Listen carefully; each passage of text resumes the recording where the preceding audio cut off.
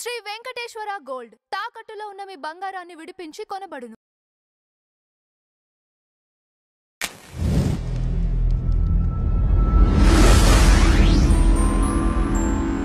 Madam నమస్తే. నమస్తే అండి.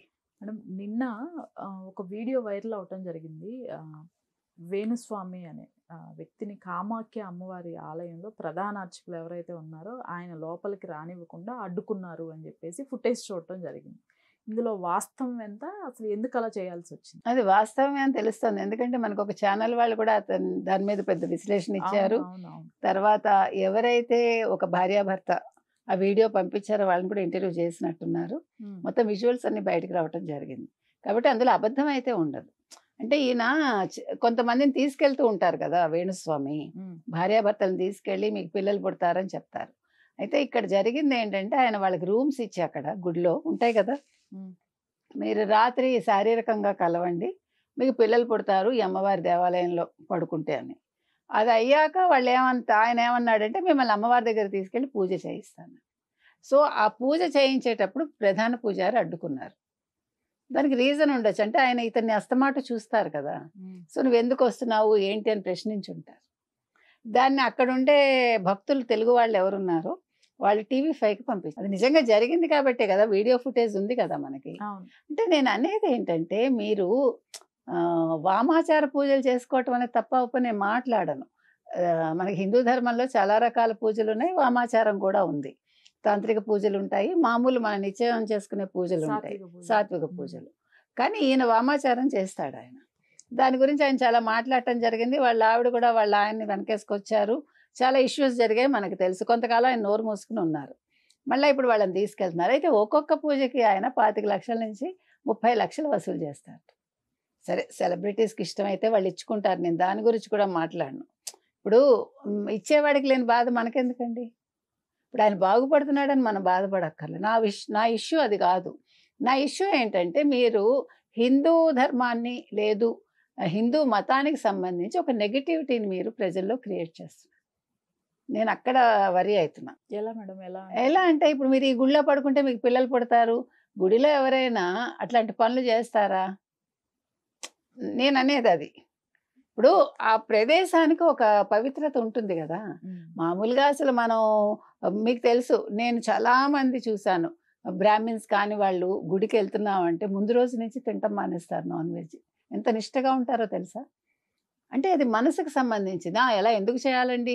ఇప్పుడు నిన్న ఎవరో చూడండి, ఆగస్ట్ 15కి మీరు కబేళాలు మూసేయమన్నారని కోర్టుకు వెళ్ళారు. కోర్టు తిట్టింది. నువ్వు ప్రశ్నించద్దు, నీకు తినాలని ఉంటే తిను, దానికి అబ్జెక్షన్ లేదు. నీకు తాగాలనుంటే తాగు, మద్యం దుకాణాలు బంద్ చేశారని కాదు, నువ్వు కోర్టుకు రావద్దు, ముందు రోజు నిలవబెట్టుకో అని చెప్పింది కోర్టు. అంటే మీరు హిందువులను ఎందుకు ప్రశ్నిస్తారు ప్రతిదానికి? మీరు ముస్లిమ్స్ని ఎందుకు ప్రశ్నించలేరు? ఇప్పుడు మీరు చూడండి, సినిమాలు చూడండి, హిందువులకు సంబంధించి ఎవరు పూజలు చేస్తున్నట్టు చూపించరు, వ్యంగ్యంగా చూపిస్తాం మనం. ఇప్పుడు ఒక బామ్మ ఉందనుకోండి, బామ్మని మనం వ్యంగ్యంగా చూపిస్తాం. ఆవిడ మాటలు పూజకి సంబంధించి లేకపోతే హిందూ మతానికి సంబంధించి అన్నీ కూడా ఒక సెటారికల్ వేలో వెళ్తాయి. బట్ ఒక ముస్లింకి సంబంధించి వాళ్ళు కల్మా చేస్తారు, లేదు వాళ్ళు దాన్ని ఏమంటారు ఇట్లా కప్పుకుని వాళ్ళు ప్రార్థనలు చేస్తారు, అవన్నీ చాలా పవిత్రంగా చూపిస్తారు. అది పవిత్రంగా చూపించడం నాకు అది అబ్జెక్షన్ కాదు. ఎందుకు వ్యంగ్యంగా చేస్తారు, చూపిస్తారు. ఇక్కడ నేను అంటే మనం ఎట్లా తయారైపోయామంటేనండి, వీఆర్ యాక్సెప్టింగ్ ఇట్. మనమే సెటైర్లు వేసుకుంటాం. మన దేవుళ్ళ మీద, మన పద్ధతుల మీద, మన ఆచార వ్యవహారాల మీద మనమే వేసుకుంటాం కదా, అది తప్పంట. కాబట్టి ఇవాళ వేణుస్వామి గారు అలాంటి పవిత్రమైన స్థలానికి వెళ్ళి, అక్కడ అమ్మవారు ఏదైనా కావచ్చు, అక్కడ అమ్మవారిది ఏంటి కనిపిస్తుంది మనకి, అది నమ్మకం ఉండేవాళ్ళు వెళ్తారు, అది ఇష్యూ కాదు. దాని మీద కూడా చాలామంది సెటారికల్గా మాట్లాడచ్చు. ఇప్పుడు యాడమ్ అండ్ ఈవ్ మాట వినకపోతేనే కదా, వాళ్ళు కలిస్తేనే కదా అయింది. మరి అది తప్పులేంది ఇక్కడ తప్పెందుకు వస్తుంది మనకి? ఎవరి మతంలో ఉండే పద్ధతులు వాళ్ళకు ఉంటాయి, ఆ కథలు వాళ్ళకు ఉంటాయి. దాని గురించి మనం నెగిటివ్గా మాట్లాడకూడదు, ప్రొజెక్ట్ చేయకూడదు. అదేవిధంగా కామాఖ్య దేవాలయంలో వేణుస్వామి గారు వెళ్ళటం తప్పని నేను అన్న, కానీ అక్కడ చెయ్యమన్న పనులు ఏవైతే ఉన్నాయో దానివల్ల భక్తుల మనోభావాలు దెబ్బతింటున్నాయి. సో దాన్ని ఎవరో వీడియో చేసి చూపించారు. అంటే ఆయన్ని ఆ పూజారి అలౌ చేయలేదు. మీరు ఎందుకు తీసుకొచ్చారు అన్నట్టుగా మాట్లాడాడు ఆయన. సో అందుకని వేణుస్వామి సంపాదించుకున్నారుగా చాలదా, ఇలాంటి పనులు చేసి సంపాదించుకోవాలా? నేను అనేది అది. కాబట్టి హిందూ పూజారులంటే లేదు, స్వామీజీలంటే ఒక చులకన భావం వచ్చేలాగా మీలాంటి వాళ్ళు ప్రవర్తించకండి. నిజమైన గురువులు ఎప్పుడూ కూడా, నిజమైన స్వామీజీలు ఎప్పుడూ కూడా ఇలాంటి వాటికి అతీతంగా ఉంటారు.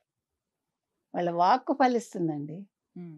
వాళ్ళు మనసు పెట్టి ఒక మాట చెప్తే అవుతుంది. ఇలా ఉండదు. సో అందుకని ఈయన దొంగ స్వామనాలో మరి ఏ స్వామనాలో నాకు తెలియదు. మొత్తానికి వేణుస్వామి గారిని ఆయన వెళ్ళిపోమనడం అదేం తప్పుగా నాకు అనిపించలేదు.